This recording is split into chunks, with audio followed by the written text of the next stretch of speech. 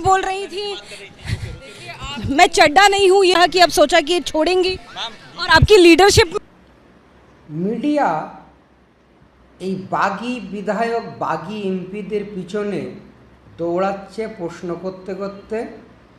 আর কোনো বাগী এমপি বা বাগী বিধায়ক যারা টিএমসিতে বগাবত করে বেরিয়ে গেছেন তাদের পিছনে প্রশ্ন করতে করতে এই মিডিয়া দৌড়াচ্ছে, কিন্তু কোনো জবাব দিচ্ছে না। মিডিয়াকে আমি বলি 2029 পর্যন্ত দাঁড়িয়ে যান, এই বাগী বিধায়ক আর বাগী এমপিদের যোগ্য জবাব বাংলার জনগণ দেবে।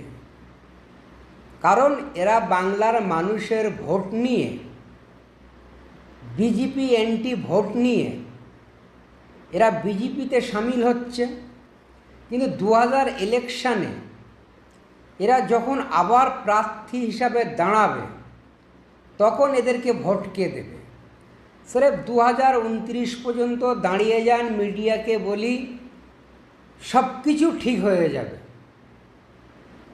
এই যতগুলো বাগী এমপি এমএলএরা বেরিয়ে গেছে এদের 2029-এর পর এদের নাম নিশানা থাকবে না। আমি চ্যালেঞ্জ করছি, এদের নাম নিশানা থাকবে না। ওই যে হিন্দিতে একটা কথা আছে না, না ঘরকা না ঘটকা, এই বাগী বিধায়কগুলো 2029 এমপিদের জন্যে আর 2031 এমএলএদের জন্যে ওই না ঘরকা না ঘটকা, বুঝেছেন? তখন এদের মানে এদের পিছনে মিডিয়া দৌড়ানো তো পরের কথা, এদের কুকুরও এদের কিছু জিজ্ঞাসা করে না, মানুষ জিজ্ঞাসা করা তো অনেক দূরের কথা।